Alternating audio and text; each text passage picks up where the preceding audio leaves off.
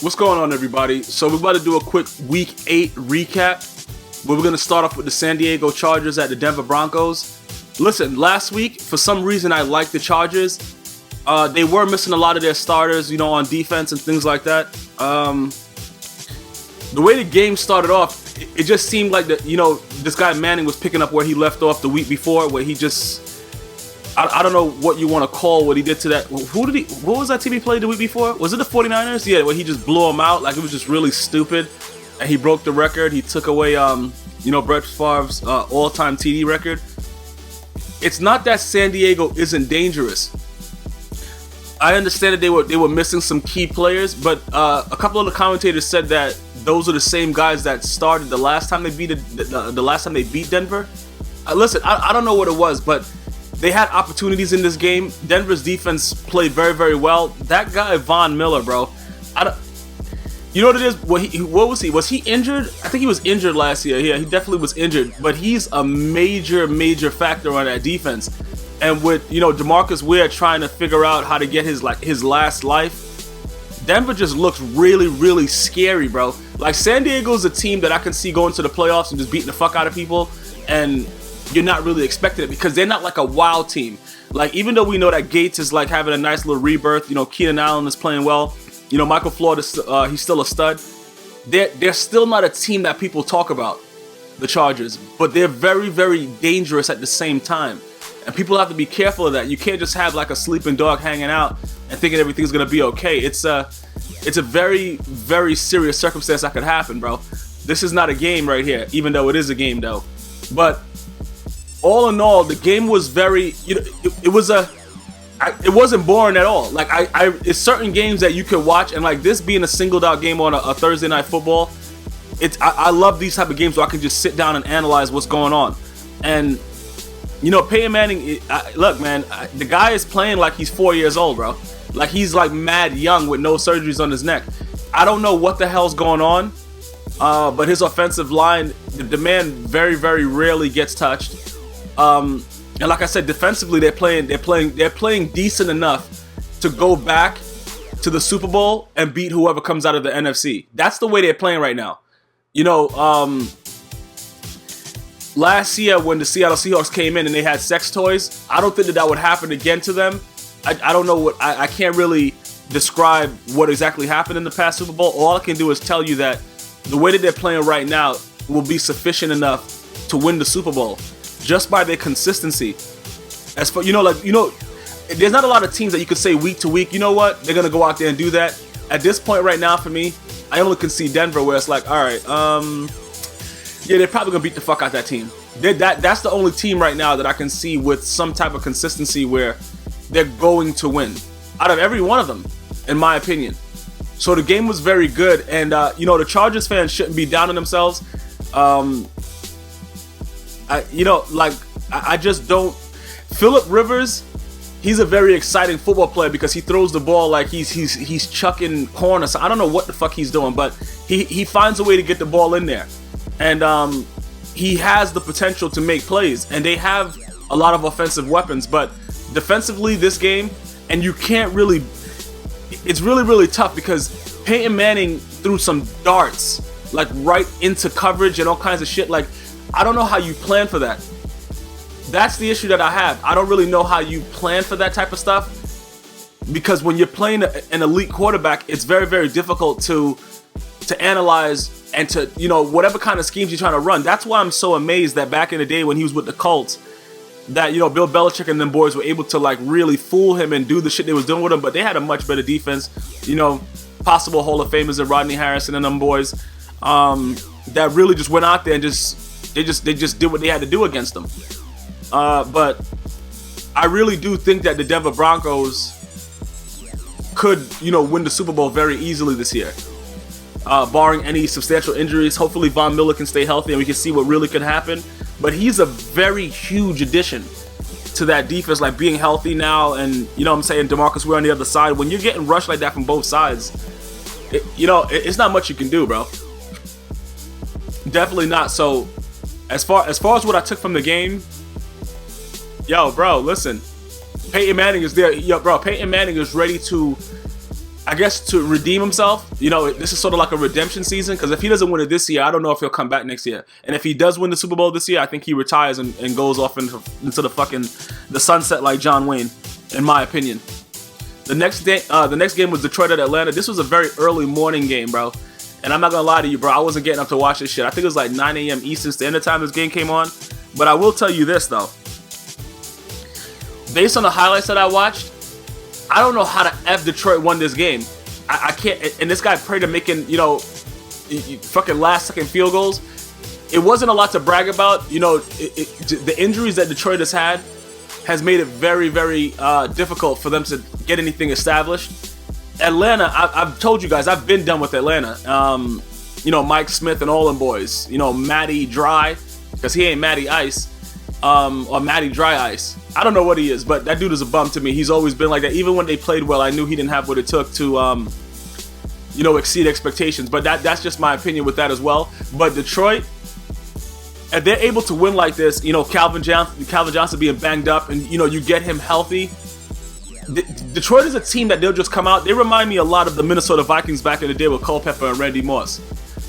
You know, a powerful arm and a guy that just goes up and gets it. This is not a team that you want to be around, because you don't never know what you're gonna get out of them. It's like a box of chocolates with Tom Hanks, man. You never know what you're gonna get. This shit is crazy, bro. So when you think about that, and understanding that they're really banged up right now, and they're still they're like eking out these wins. I would not want to play Detroit. You know what I'm saying? I wouldn't want to play Detroit in the playoffs, because you don't. Calvin Johnson is the kind of guy that he'll just line up every time you'll double team him, do whatever like that. But then you got this guy Tate. You know, you got Golden Taint. You know what I'm saying? Taint, like in the middle of between the your genitalia and your ass cheeks, bro. He's making plays. And then you got Reggie Bush, you know what I'm saying? Post Kardashian, making plays. Matthew Stafford, when he has to, he'll make a play. Like, this could be a dangerous team that nobody's really talking about, because you just expect them to lose because they're the Lions and they haven't really been relevant, you know, since, you know, Barry Sanders. But just watching the game and understanding, like I said, I didn't watch this game. I'm just going strictly off highlights, and there weren't a lot of them. So I can't really, you know what I'm saying? It's not like it was something really, really exciting. But I'm going to tell you this. When you are a team that can make it through games when a substantial player is missing or banged up, you have a chance to do stuff because you give that person a chance to get healthy. And Calvin Johnson being healthy later in the season, I would prefer that more than right now, and to be able to eke these wins out. So Detroit, I would definitely watch out for them. Remember that I said that these guys go into the playoffs, man.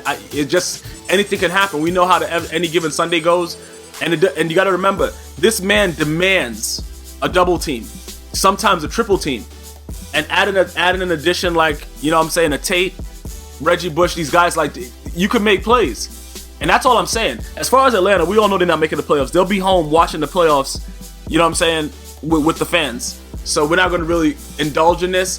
They have a lot of things that they have to fix. Steven Jackson has to be cut immediately right now as I make this video. Mike Smith, stupid, you know, he has a very stupid face. Eventually they'll get tired of that. Because, you know, somebody has to take the blame. And I'm not saying that it's all him. I'm just saying that I don't like his face. So eventually, because the way your face looks, you eventually lose your job. The next game, Seattle at Carolina. Seattle 13, Carolina 9. This game was boring as fuck. At one point, I thought Seattle was going to lose this game. I was about to be like, God damn, bro. They're about to go to 3-4. You know what I'm saying? Or whatever. Is that what they would be? I think they would, like, weren't they 3-3? I don't know. I think that's what what their record was. I think they already had their bye, because this is week 8. But yeah, I really thought that they were going to lose this game. Now, we're going to go back to the whole situation about this guy Cam Newton. I don't know who made that call at the end of the game to throw a screen when it was like 4th and whatever, like 20 something. Yo, they really don't give this guy an offense that works, like an offensive scheme that works. They really just don't do the things that can make this man the most successful. And then they'll do it one week, and then the next week it'll be a whole fucking debacle. It'll just be crazy. I just don't understand exactly what they're doing in Carolina. Now, Riverboat Ron, I don't know what he's doing. I'm very surprised though that he was able to like rally the troops and get those decent records for him to be able to keep his job. But I don't know about, you know, Ron Rivera being a head coach, man. I'm starting to just say, you know what? Certain guys just shouldn't do it. They don't fit that criteria. You know what I'm saying? And it's very difficult for a man to not understand his limitations. But, you know, there's a way that you lose and there's a way that you don't lose. And this man is losing in all the wrong ways, yo. And you got to get the brunt of it because it just doesn't look like he's the kind of guy that demands the respect. Like, there's other coaches that I respect, you know, Jim Harbaugh, Bill Belichick, even though, you know, he's an alleged cheater. Mike Tomlin, John Harbaugh as well. Who else do we have there?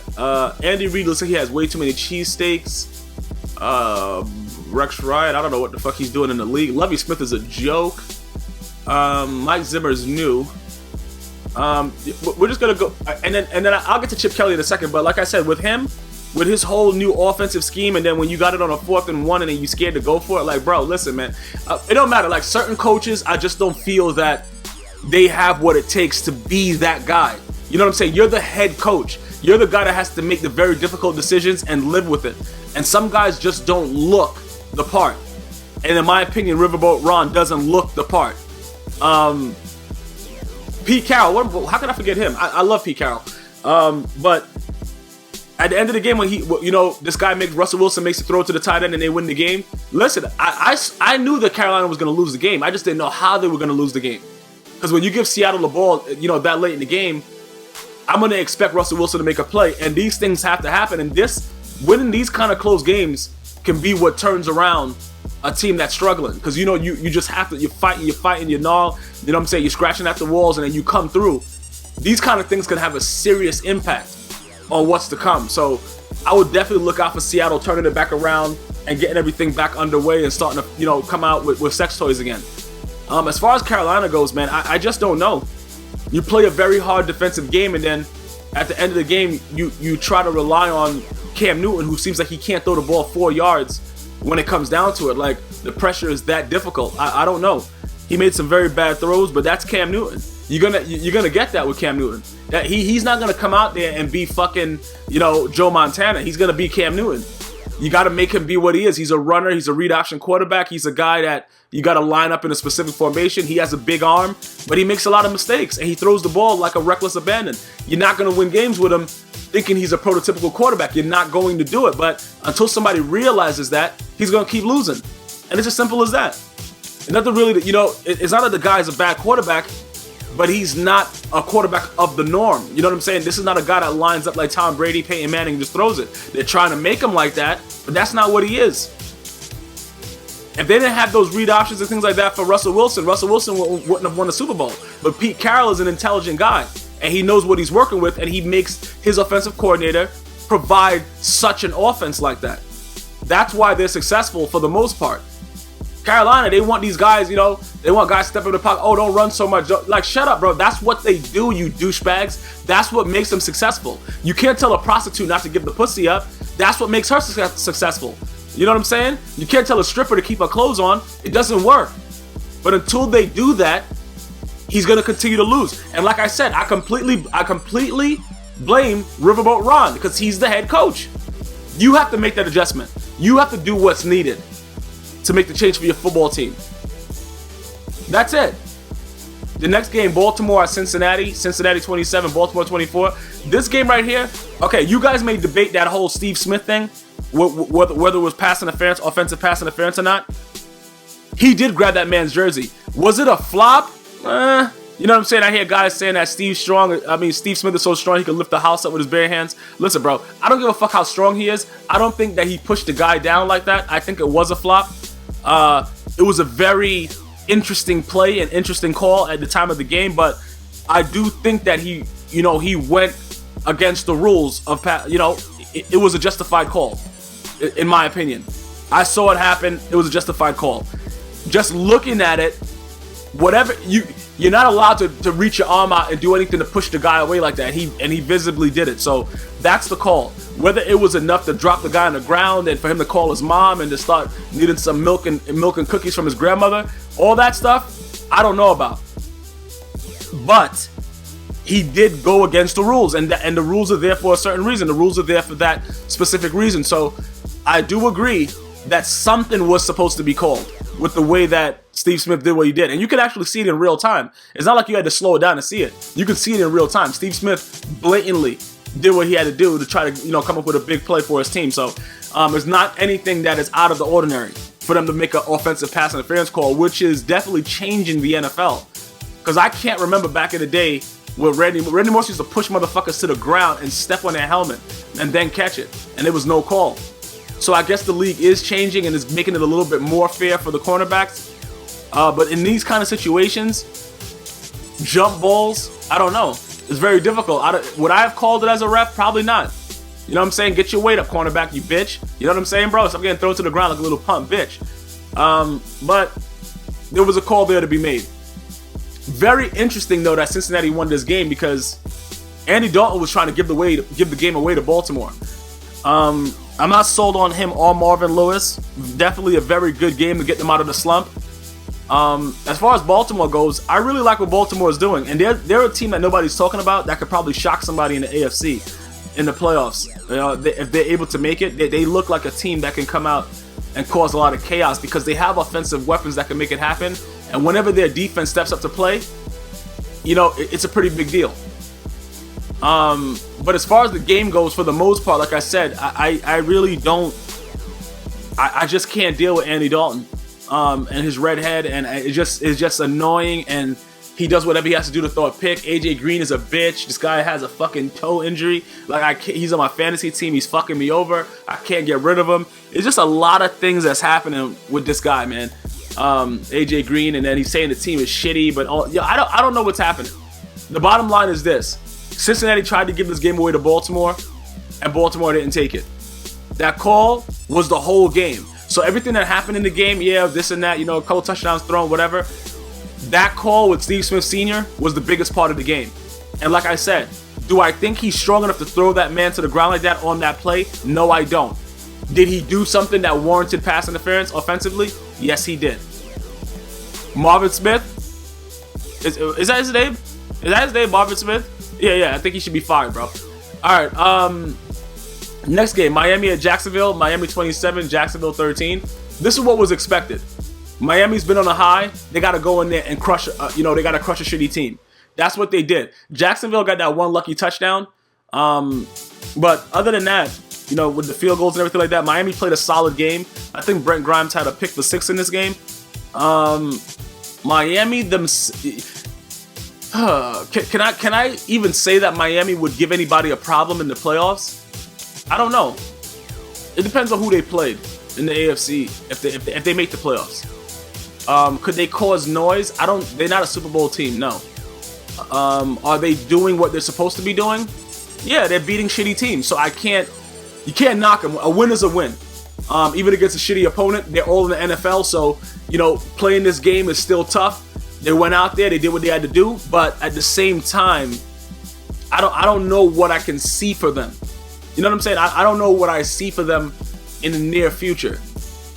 So I can't really, oh yeah, bro, no. They're not doing anything. They may make the playoffs. That's the full extent to what they're doing. That's it. They're gonna make the playoffs. That's it. Now I didn't say that about winning or anything like that. They're gonna make the playoffs. So it's not really anything at this point right now. Looking at it, pretty much midway through the season, I don't see anything that's spectacular to say. They could go and upset this. No, that's not gonna happen. So there's not really much left to say about that. Tannehill, bro, listen, the man was a wide receiver in college. The man could run. He could do shit. Let him do that. They're even giving him more of an offense that Cam Newton should have than Cam Newton is having in Carolina. Yeah, look, bro, it's stupid. At least the coach is trying to give him something. Philbin, he's trying to give him something that makes him successful. They're not doing the same thing for Cam Newton. I've been saying this for years. Coaches are the fucking they're either the savior or the downfall of the players. More than likely, most times, they're the downfall because people put the wrong coaches in the head coaching positions. And it's as simple as that. So there's nothing really exciting to talk about with this game. Miami did what they were supposed to do to Jacksonville. Jacksonville fans, I feel bad for you.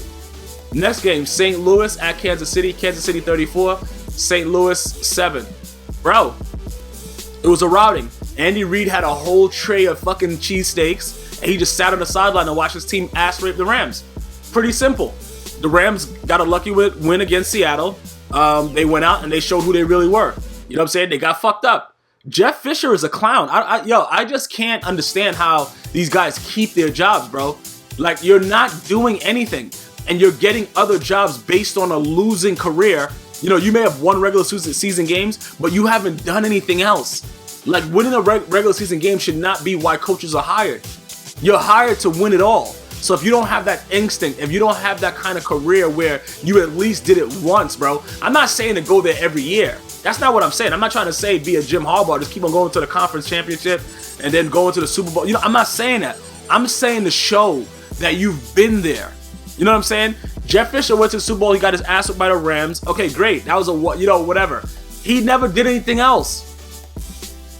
That's it. He never did anything else, bro. Like, the guy is in St. Louis right now just chilling, making millions, doing nothing but watching his team get their ass whipped. Andy Reid is on the sidelines like, yo, pass me the cheesesteak. My gut is calling, bro. It was, yo, did you see how fast Jamal Charles is? He was running side by side with a defender and just flew past them, bro. He didn't do a cut. He didn't do it. He just ran right by them. Oh my, Kansas City's a team also that can be very, very scary, bro, because you don't know. Like the Colts last year when they beat them in the playoffs, that was crazy. You're getting blown the fuck out. You come back. Andrew Luck, listen, bro, that guy is a fucking monster. We understand that. But those things don't happen all the time. Kansas City is a very, very dangerous team, man. They're a very dangerous team, and Jamal Charles just has to stay healthy. Point blank, period.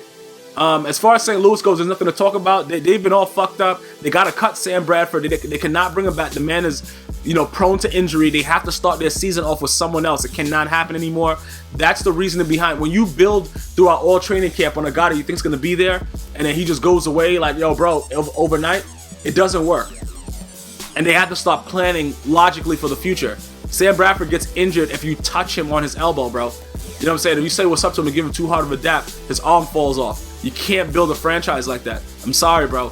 This is the National Football League. You gotta fucking, you gotta be able to sustain a certain type of health, and he's not doing it.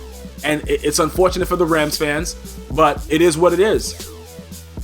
Kansas City, Andy Reid, he's gonna stay fat. He's gonna have his cheesesteaks delivered, but at the end of the day, he's getting wins. You call him whatever you want, a fat fuck, fat douchebag, little penis man, whatever you want to call him, he's getting wins. Holla at his cheesesteaks. And it's simple as that. They routed these assholes.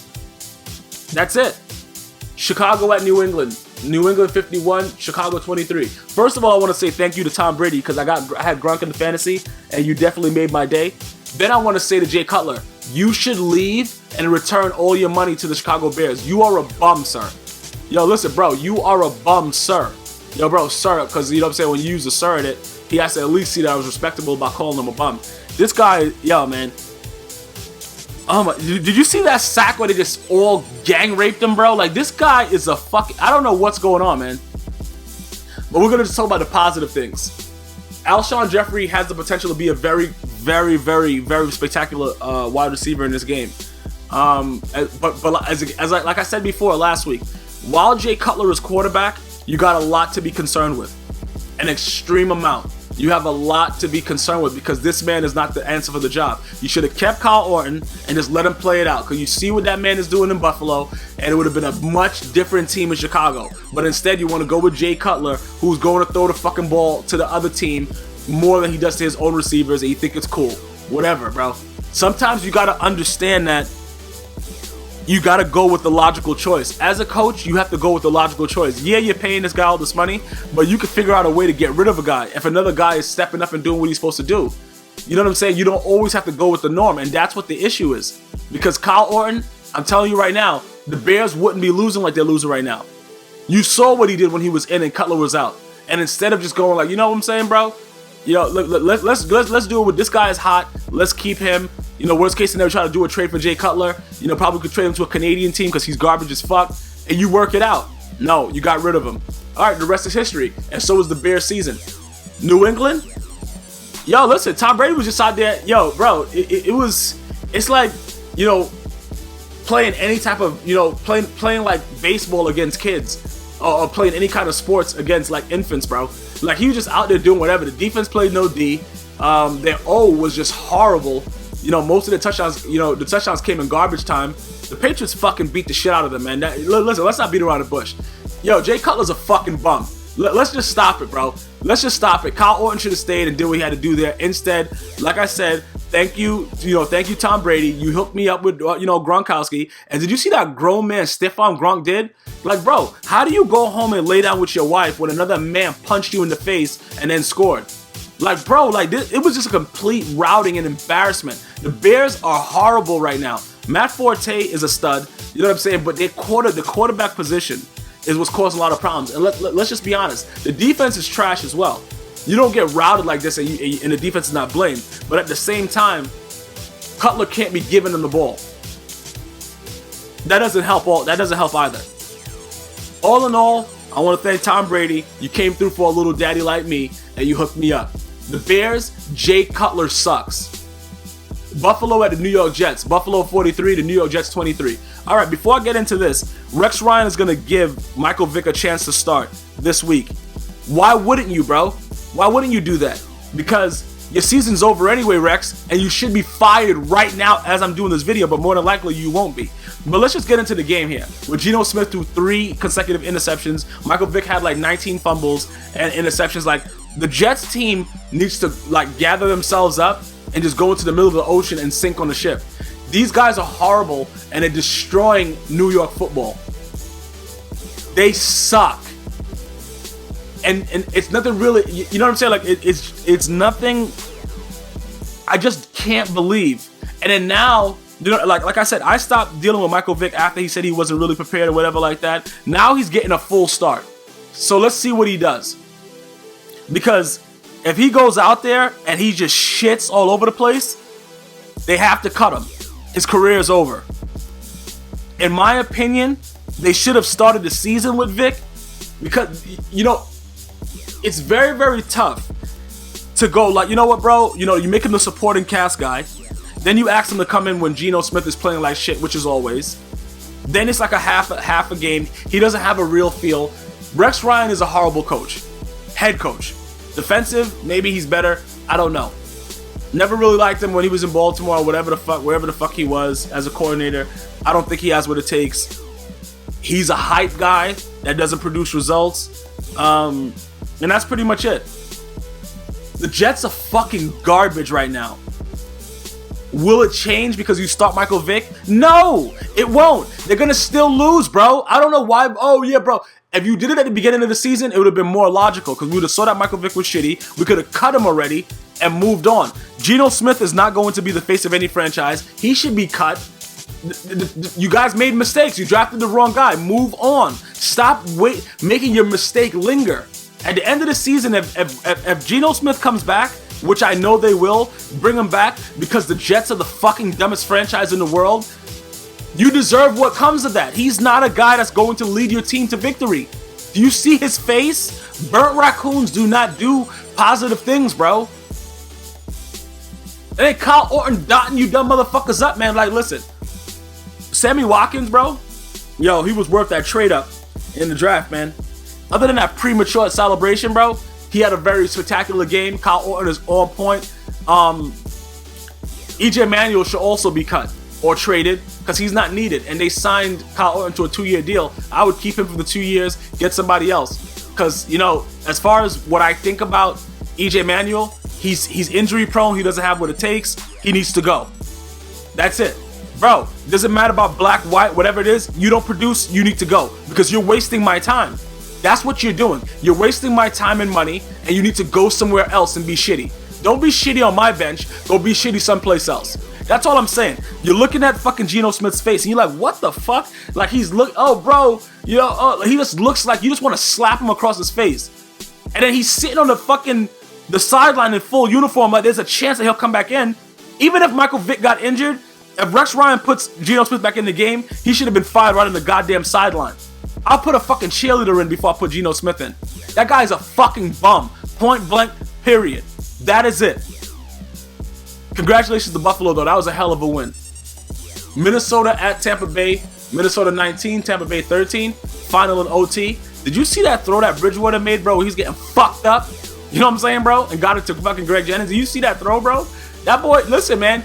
He just has to he has to buckle down. He has to have a very, very good second half of the season, and he should be able to get the MVP. Even though I think it's going to go to a defensive player, because there's some defensive players that's playing out of their mind, bro. But, well, it's offensive and defensive rookie of the year. So, as far as offensive, I still like Bridgewater to get it. Defensively, there's a lot of cornerbacks that I think it's going to go to, but we'll wait to talk about that later. Minnesota, you got to give them credit, man. Even though they won on a fumble that was returned for 6, you got to give them credit, man. You lost a staple of your offense in a guy that beats his little kids or their scrotums in Adrian Peterson. And for you to even be able to rebound and to get wins at this point is something spectacular, man. And the Vikings fans and everybody that supports them deserves a lot of credit to be able to stand by your team like that, because Adrian Peterson is a major, bro, that's 90% of your offense just gone because he likes to beat kids in their scrotum and text about it and put smiley faces with emojis on it, bro. So I'm very, very happy for them. You know, just overall because I love the sport of football, to see that there's still hope for them and it's not something that they're waiting on. They can get it right now, and they can find a way to get some wins and to keep their momentum going and just to fight, man, and just not lay down. It's always good to watch a team fight and not just lay down. They fought all the way through it. And like I said, that was one of the big things I took from the game, that throw from Bridgewater to the side of Jennings. Huge play, man. As far as Tampa Bay goes, Lovie Smith shouldn't be there after this year. And I understand, like, it's like, you know, oh, bro, you know, he's a veteran coach. Look, man, he shouldn't be there after this year, man. The guy has had vicious blowouts. He looks like a dickhead. He's a loser, man. I don't know what else to say about him. He's a loser. My opinion, I wouldn't waste time with him as an owner and say, you know what, you could do better. No, you should be doing better right now. You got 2 6'5" receivers. You got a quarterback that looks like he's a virgin, but it doesn't really matter, bro. You still have to make plays. You still have to beat teams. Unacceptable, man. You gotta go. Let's get another coach. If the 49ers fire Jim Harbaugh, you better fucking grab him. You know what I'm saying, Tampa Bay? Do not rely on Lovie Smith. It's not going to get better. He's been the same. He's another guy that consistently wins regular season games. He went to 1 Super Bowl, got his ass whipped, and other than that, he's just been a joke. That's it. There's nothing really, you know what I'm saying? There's not a lot to talk about with these guys. This fucking guy, Lovie Smith, bro. He fucking, like, bro, he has to go. Look, he's shown that all he knows how to do is let his team go out and get their ass whipped. In close games, they don't step up. They're not playing for him the way they should be. He has to go. Point blank, period. Houston at Tennessee. Houston 30, Tennessee 16. JJ Watt should play offense, defense, special teams, and cheerlead, and be an owner, and fucking, you know, build a stadium. This guy is just fucking everywhere. If he's not sacking the quarterback, he's butt fucking the fucking offensive line and still coming in to hurry the quarterback. You know what I'm saying? Tennessee did put in a rookie. Was that a rookie QB they put in, I believe? Yeah. He looked like he was decent towards the end of the game. Not a real exciting game. Aaron Foster had a nice little play, like that touchdown that he got. Other than that, I don't get excitement out of watching Tennessee. Like, even if they played a really spectacular team, I just don't get excited. It's nothing to really, it's just not exciting for me right now to watch them. So I'm gonna be honest with you, I flip through the channels a lot more when they're on, you know, back and forth while I'm watching all the games at the same time. But the Texans, man, defensively, yo, they're a pretty good team. When JJ Watt is all up in your ass cheeks on a regular basis, the secondary has a chance to make plays. You see what happens. I like what I'm seeing out of Houston's defense. Is Fitzpatrick the answer? Hell fucking no. You guys better figure something out soon. Yeah, but other than that, you can't really not, like I said, you can't knock a team for beating a team that they're supposed to beat. So Houston deserves credit for not losing to a bum team. You know what I'm saying? That's how you have to understand it. It's very hard any given Sunday to not lose to a bum team. Very, very difficult. So they deserve credit for that. And as far as the excitement of the game, Are the Texans a playoff team right now? If they find a way to make it in, are they going to do anything? No. Fitzpatrick is going to throw mad picks. Defensively, will they make some crazy ass plays? You know, J.J. Watt leading it off. You got Clowney out there, possibly. But are they going to make any noise? No. You got to look at it for what it is, bro. Fitzpatrick should be drinking a goddamn keg of beer with his feet up on on a Sunday. He shouldn't be out there playing quarterback. The guy's going to throw a pick. It's just that simple. You know what I'm saying? There's nothing else to really discuss about it.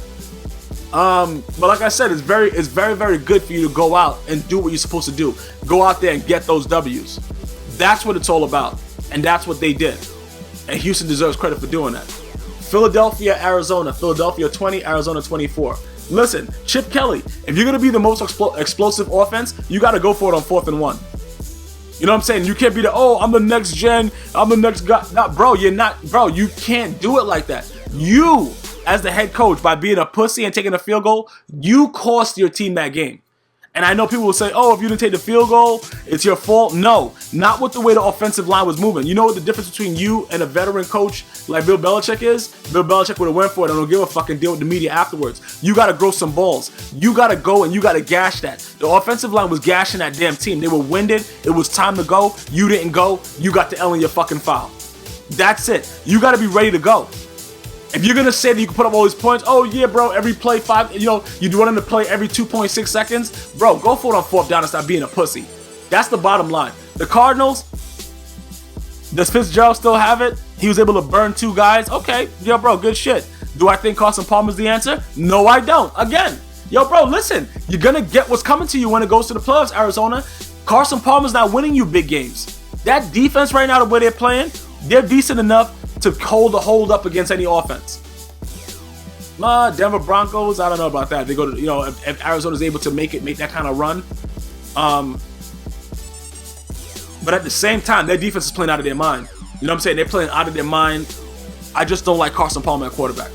And I'm gonna be honest with you, every time I don't like him at quarterback, I think he's going to be the major issue of why this team does not succeed. Carson Palmer. As far as Philly goes, Macklin looks really good. Foles has a huge fucking arm. There was no mistake of getting rid of Michael Vick. Michael Vick is a fucking bum, and he's going to show it this Sunday coming up. I really like Philly, though. Philly had this game won. You have to go for it on 4th down. There is nothing else to talk about with this shit. You have to go for it on 4th down, Chip Kelly. You cannot do what you just did. Unacceptable, bro. Unacceptable. You cost the team that game. Oakland 13, Cleveland 23 at Cleveland. I don't even know how the fuck Cleveland was making Oakland and Cleveland.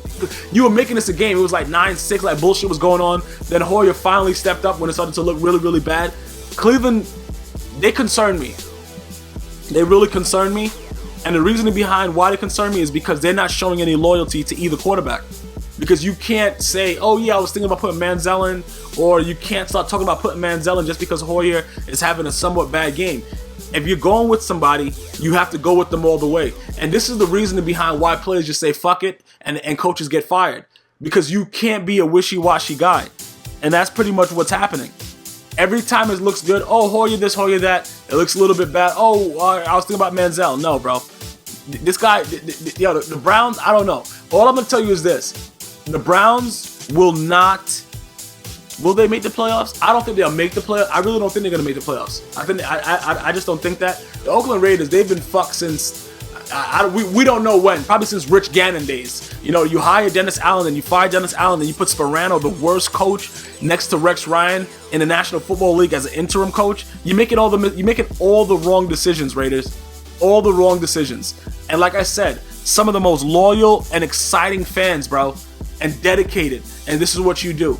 This is what you do to them. You put Sparano as head coach. That's what you do, bro. You don't put somebody else there that, maybe put somebody that doesn't even have a record rather than Sparano. You know what Sparano does. Sparano shouldn't even be, he shouldn't even be in the league as offensive coordinator. That guy is a fucking clown and he's a bum. But it is what it is. It's big business. You put him in there. Let's see what happens. Yo, horrible coach. Cleveland came away with a win against a bum team. They deserve credit. But it was a very long, strenuous fight. And I watched most of this game. And it was a very stupid game for a very long time. But Cleveland was able to pull away. But bro, No. No, bro. No. Oakland, bro? Okay, bro. Yo, when one of the fans that's dressed up as a fucking whatever, bro, fucking attacks the head, attacks Sperano, is not their fault. This is bullshit. Somebody has to pay for what they're feeling. This is horrible, bro. You pay all your money to go and support your team, and you get a fucking shit sandwich every week. Bullshit. Indianapolis at Pittsburgh 51, Indianapolis 34. Let me just tell you something about the Steelers, bro. Ben Roethlisberger, this was vintage Rapelessberger. You know what I'm saying? This was vintage, like he go in the back and rape the chick, Roethlisberger, bro. Crazy game, bro. He was on fucking fire. The game was out of hand very long, so you know that 34 points, that's all good, well and dandy, but they were getting blown the fuck out for a long time. I can't tell you this though.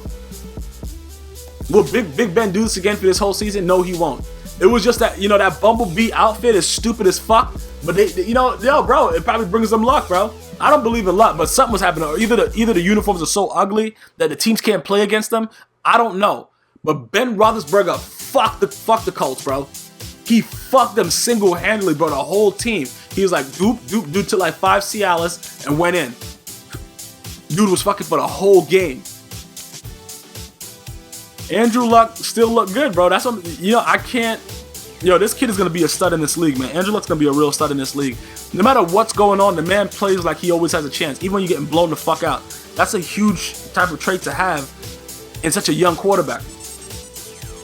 I can tell you that much. So, with the way that it's going, this game was exciting as fuck. A combined 85 points. This game was exciting. I kind of stayed here for the most part and watched it, because when Big Ben started going ape shit, I was really into that, but it was happening on both sides, but it just didn't start off pretty well for the Colts, and Andrew Luck tried to make a run for it, like I said. It didn't come through. It just, some games are going to be like that, but just watching him play, this kid is, he's something to be reckoned with. The Colts have a chance to do some, you know, to make some real noise. Pittsburgh Steelers, yo, Big Ben, bro, I don't know who you pray to, but do it again, bro, because that shit ain't happening no more. I was real happy to see them all come through and play some good defense as well, you know, to give us some points at the end, but it is what it is. Very, very high scoring game, very exciting gameplay. I really enjoyed this one. Colts fans, you have a lot to look forward to. Pittsburgh fans, I don't know, bro. I don't know, because if Big Ben doesn't play like this, you're going to lose every game. And he can't play like this every game. The man is like 90 years old in football years. He don't have that much time left. This was an aberration, bro. I don't know what's going to happen, but I can tell you this much. Big Ben ain't doing that kind of shit no more for the rest of this year. He ain't doing that. And if he does, I'll be very fucking surprised. The Pittsburgh Steelers better step up on D and be able to, make some stops, because, yo, Pittsburgh Steelers ain't gonna be they ain't gonna be doing shit like this, like it's cool. Next game, Green Bay at New Orleans. New Orleans 44, Green Bay 23.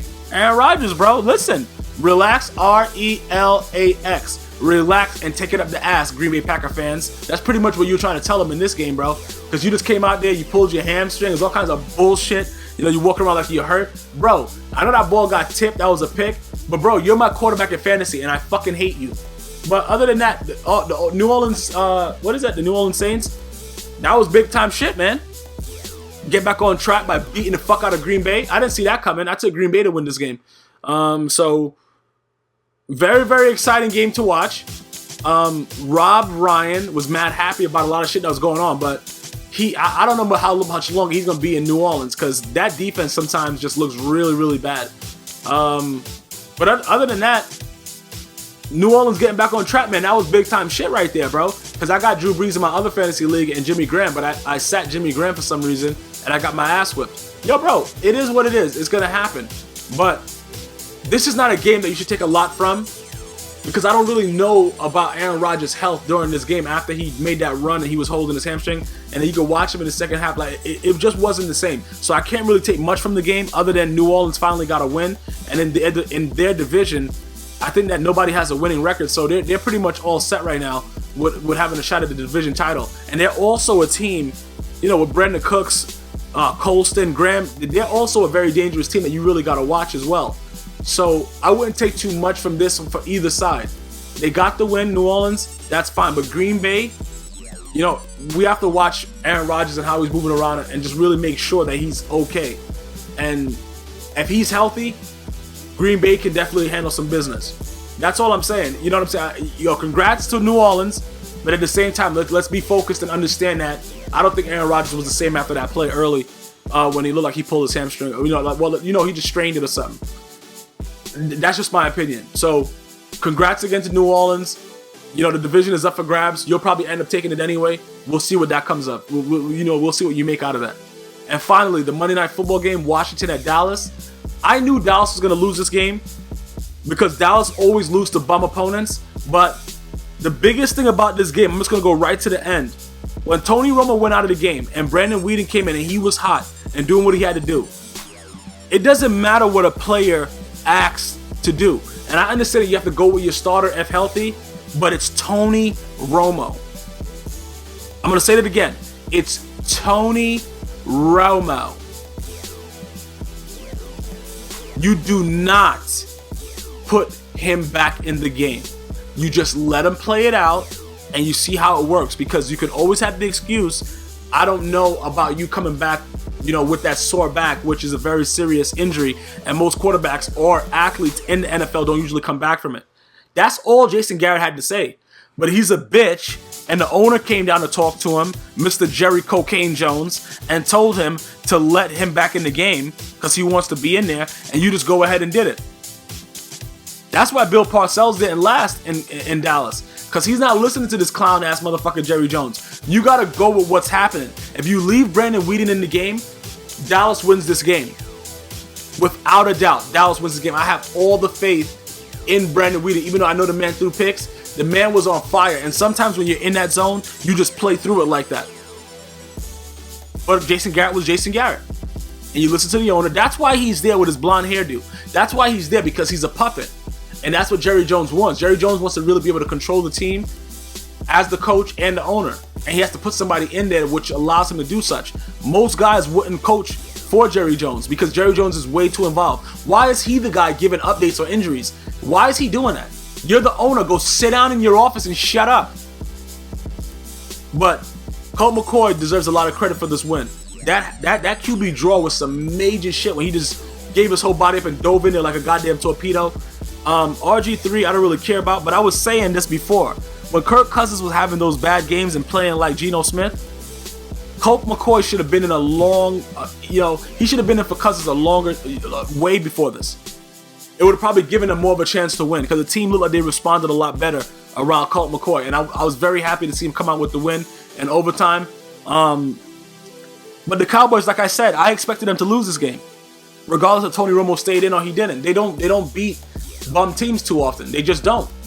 I believe this was Washington's first division win, so we'll see what happens with that. But if RG3 comes back, if he doesn't, I like what Colt McCoy brings to the table. I'm not going to say he's better than RG3. I just can't deal with RG3 and the way his face looks also. With the braids and, he has the girl hairstyles and all. I just, at some point you got to be a man, bro.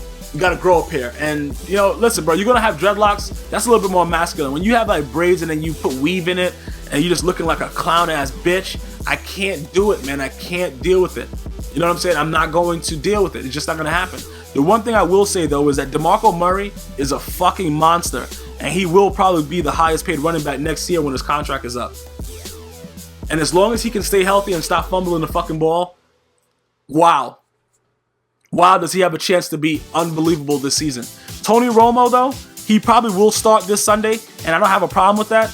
All I have a problem with is him coming back in the game after he left, because he's not the kind of quarterback that's going to be a hero. He's always going to be a zero. But Jason Garrett is a puppet, and that's the reason that he's there, like I said before. And that's it, bro. I don't really give a shit. The game overall wasn't that much. Deshaun Jackson has some huge catches, which I was hoping that he would take one for 6 because I needed him for fantasy. But you know what I'm saying? I needed him for fantasy, but he went out there. He just did what he had to do. He's a dickhead, bro. Other than that, though, that was the week. That was week 8, man. It was a lot. The week before this was a lot more exciting. We had a lot of high-scoring games. Tom Brady, Ben Roethlisberger. We had your boy Peyton Manning, but I liked last week a lot better. We'll see what comes of it this week. I hope you guys enjoyed the podcast and the overview. Definitely leave comments, like, subscribe if you watch it on YouTube, and download all other podcasts on iTunes for free. Everything is GmiasWorld. I'll be back with you next week, and we'll see what comes of that. And until next time, man, the Cowboys, bro, always, bro, they're going to always let you down, bro. They couldn't just keep the NFL's best record, beat on Washington like they're supposed to. They just had to let us down. Oh, man. We'll see what happens, bro. Tony Romo will be Tony Romo again next week, and there'll be a chance for them to lose again. Until next time, as always, one love.